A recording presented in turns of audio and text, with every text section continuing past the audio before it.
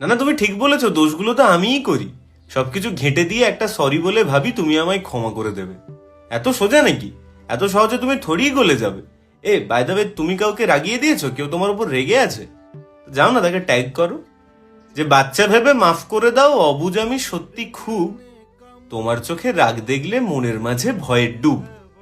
উল্টো পাল্টা ভুল করে দিই, বুঝতে পারি না যে তাই, বুঝলে কি আর তোমার থেকে এত বেশি বকা খাই?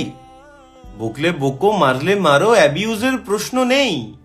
হয়তো আমি জন্মেছিলাম নন্দ ঘোষের বংশতেই।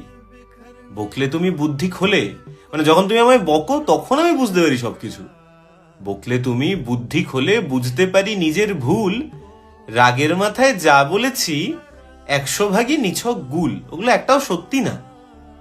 যা তা বলো, বলেই চলো, খোলা কানে শুনবো সব।